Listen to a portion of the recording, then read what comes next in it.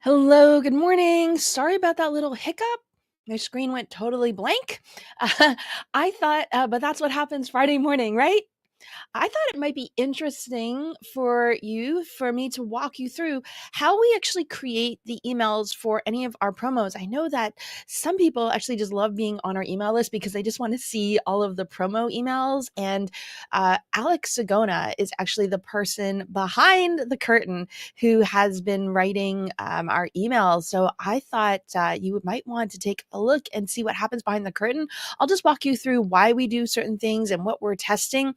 We don't, I think like most marketers, we don't know what's going to work. So we just put stuff out there and then we test to see what's going to work. And we're always working on what we can improve next time. And I think we've actually come quite a long way. But let me just dive right in here. I'm going to just share my screen right here. Let's see how this is going to go. All right, here we go. So, how the process usually works when we're doing a one off promotion is I'll create a Google document and I'll just put everything that I want him to know in my brain, specifically the deliverables. So he knows what it is that we're promoting. And there's definitely some things that I'm going to add next time, specifically because I usually like to feature other experts in the workshop. I think going forward, I need to be much more specific so that he has much more information in the background to actually highlight people inside of here. Like, for example, today I'm doing a workshop with Louis Rashevsky, and I don't know necessarily if everybody knows who he is or kind of understands like why he's qualified to this. I mean, if you've seen his workshops inside of AdSkills, you'll know how awesome he is. But that's something I think we could highlight a little bit more, at least test. The reason I haven't done that a lot is, at least in my experience in the past, when you lead with sort of rock stars, it doesn't usually work as much because people want to get value, right? Like, we're not Taylor Swift, so I think people just really want to take a look and see what the value is that they're getting. But in any event, that's what I do. I just give him all this information, and then he starts to write it out. And sometimes I have to go through and put in comments to say, well, I don't think this is the right hook or not. But in general, I give him free reign. That was one of the things I said to him when he came on board as our regular copywriter, because I said, hey, I'm open to anything. I'll test anything. Let's just go for it. Be unreasonable, right? Like, go crazy because, just so we can actually test different things. And I think that people are tired of boring emails, right? So, and hopefully ours are not too boring, but let me just point out a couple things here. First of all, the from email. So if you're not aware, like sometimes when you're, I think in most email systems, it should allow you to do this. You can customize the from email that shows up when you're sending an email out. And what happens here is, one thing we were looking at how can we maintain or improve our email reputation. And one of the challenges that we had was, in the past, a lot of the from names were Justin Brooke. So when Justin isn't involved in the day-to-day of AdSkills anymore, what do we do? Because it's disingenuous, I think, to say everything's coming from Justin, since it's not, right? And also with the sort of like the change in leadership as well. But then also, I don't want this to be something that we always have to change, right? If I hire a CEO, and maybe we would change that, so it's another disruption. And so we'd actually talked to Jonathan Drake, and he gave me a couple suggestions. One of his suggestions was get people used to seeing AdSkills in the from line all the time. He told me that this is something that some brands do. So every single one here, you see that it starts with AdSkills. And we've been doing this for a couple of months now to see if we can get people used to seeing the word AdSkills in the from name instead of somebody's name. Because sometimes I think when you just see a name like this, it's, unless you know who it is, it's a bit weird, right? And I know that you can test that to see if people will open it because they think that you're a personal contact. But I really want people to actually know this. I remembered something that John Benson taught, which was about inbox branding. And he was explaining to me that, you really have to brand yourself in the inbox so people look for you and people want to open it up. There's so much more to that. Please go check him out to understand the whole process here of the inbox branding. But this is sort of like what we're trying to do here, so people get used to that. So what Jonathan suggested was, keep ad skills there, but put different stuff after it. Maybe it's like, for example, here, the email that we sent out this morning has my name on it. And this is something I think we started it maybe last month. So Sagona, who that's what I call him, Sagona said, let's test different little names here after ad skills just to see what's going to happen. So we've actually been testing that. So for the first email that we sent out, he made it live workshop team, and the from name is actually live workshop team at the bottom here. But we sprinkled in a few that were Leanna. And you can see the sign off is also, oh, sorry, this one here. Okay, he was testing something different here, Leanna, and then put Ad Skills Workshop live team here. And then today's was actually from me. And then the sign off was, me down here.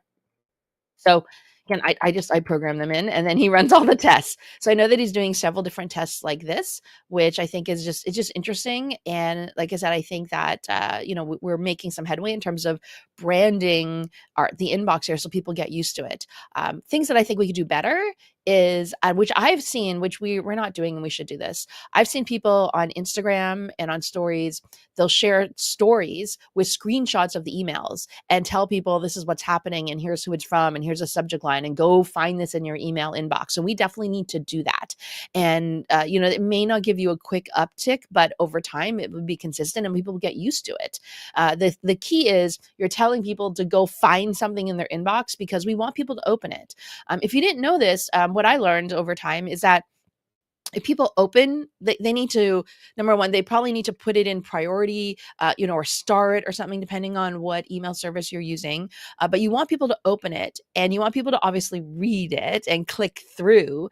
But to be very powerful, you also want people to reply. So if you can get people to do that, that will help your email reputation.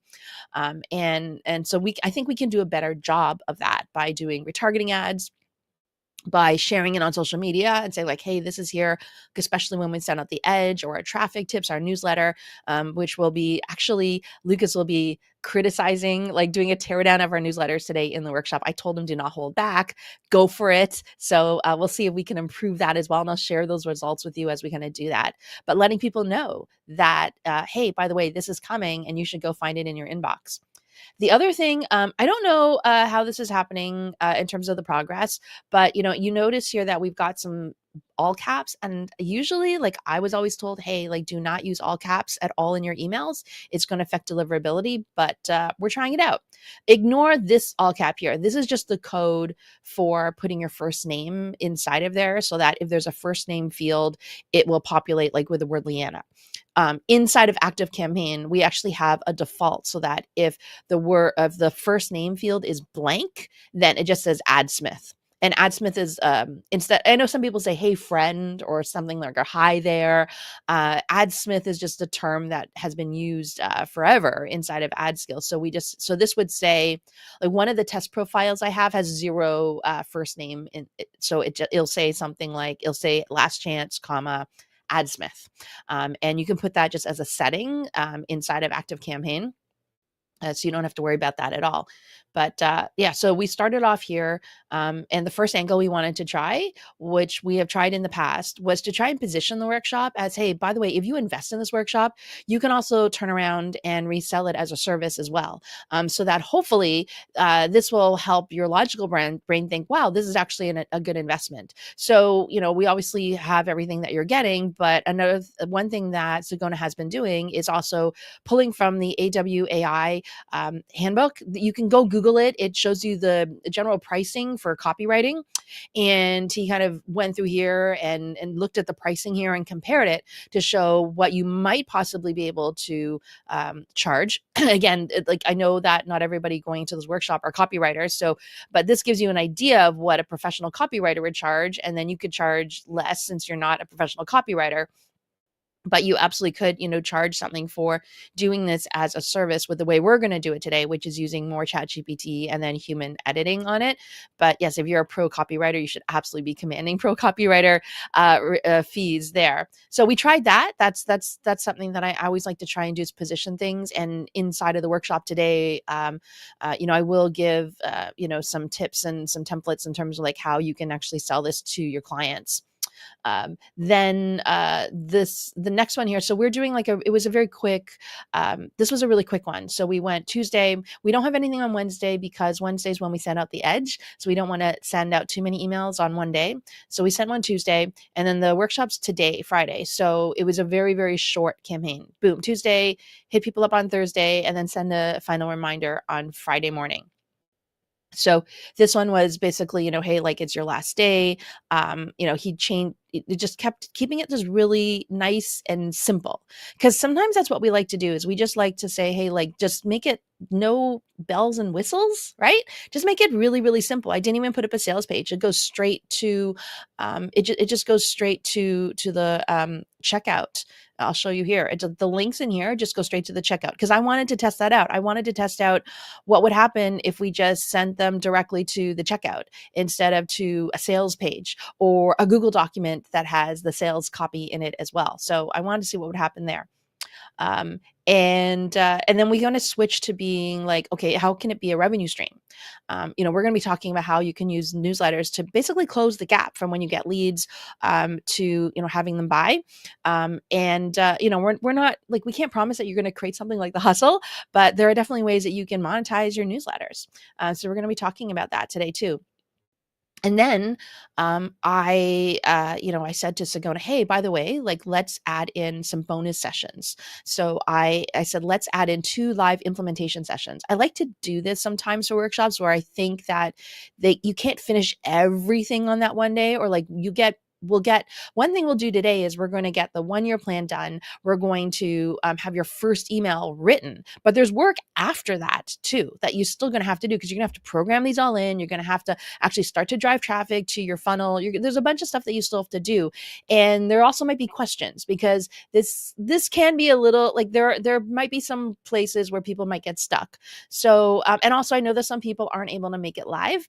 So I wanted to add in some live implementation sessions for people to be able to come. And what I usually try and do is do them at different times of day, so that hopefully I hit most of the time zones. So I've added that in. This will be with me.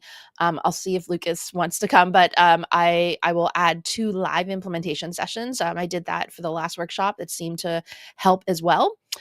So I just put that in there. And by the way, they're just very casual. It's almost like office hours. Like, I'm there, come. If you even just want to come and just to work, that's also something that I found valuable, because it's in your calendar. And if you show up and like, we don't even have to talk. We're like, hey, and if you're here like, yeah, I'm just here just to actually implement whatever I learned, I'm like, great, just leave you alone. I'll stay here on Zoom as long as you need. Just like, just sit there and go. So we kind of added that in here. And then also he went a little bit deeper in here. Now we are starting to add more, is it GIF or GIF? Tell me. And also images inside of the emails. And that's something that for many years I was told by, and I read, never put images in your email, especially at the top of your email, because it's going to hurt deliverability. And Sagona actually told me, and he confirmed this with several other email experts, like, you should put images in your email, make them as tiny as possible. Okay. So you're not sending these huge files. But images and emails can help if they're done well. And Sagona is really good at that. He didn't do his gifts this time. He has a pretty good gift game going. So sometimes he puts in these fun gifts inside of the emails. But this time he put in some screenshots. One was from our Slack channel from Core Plus. So obviously we're hiding the private information here, but this is definitely, he was picking up on a pain point here, which is if you're running lead gen, which I love to run, that, but which is, and it's pretty cheap to run. But what's the number one complaint we get is that lead gen doesn't work for me, right? Lead gen doesn't work. And so we're actually talking about how we're going to close the gap here. And then he kind of talked about Morning Brew, talking about newsletters, and he brought in Substack.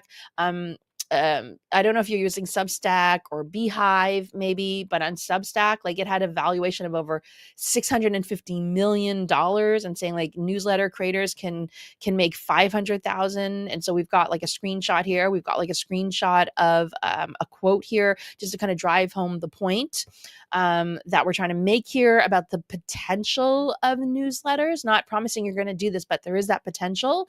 So this is why it's worth it to kind of jump in. You know what though? Like, I think I could have given him another one too, because David and Drew, who came to our pro call last night, they created a local newsletter, and like they started it in June 15th, and between June 15th and like beginning of July, they had 2,000 people sign up to that newsletter, and they're going to be able to monetize that as well, just for local. So anybody can do this. And then we've got our final one here. Again, the final one, we're trying to make it seem a little bit more personal. So this has my name on here, super short subject line, very, very short, just saying like, hey, we're not going to hammer in again the value, the potential. We're not going to do all that. This is just a quick reminder that, go do it. And we're branding these a little bit like in one day. This is a half day workshop from 1 to 5, but you're basically going to get this stuff done in a day, right? And then there'll be other stuff you need to do afterwards, such as like drive traffic to get, signups for your newsletters. But I really do think that newsletters are very underrated. And so that's why I thought this, like, I'm personally interested in this, and I'm actually going to be creating one during the session that we actually need to do. I'm going to be creating one for smallbiz.com, and Chuck is in the workshop as well. So we're going to be doing that so we can actually literally launch it and monetize it. So hopefully this was interesting for you and helpful as I kind of walked through how and why we do these things. And by the way, if you do want to come to the workshop today, you can still do that. I'll put the link in the comments below if you still want to join. We start at 1 o'clock today. And if you can't make it, then you can absolutely watch the replay and come to one of the live implementation sessions. I'll be scheduling those in and sharing the links and the dates and everything like that over the weekend. And I will get the replay up, the raw replay. I'll get that up over the weekend as well. It can take us a little bit of time just to edit the final thing, but I'll definitely have the raw version up as well. So let me know if you have any questions below. I will check it out. And if I see you later on today, that's wonderful. If not, I'll continue to share some behind the scenes stuff because I know that's something that is of interest to people too. So talk to you soon.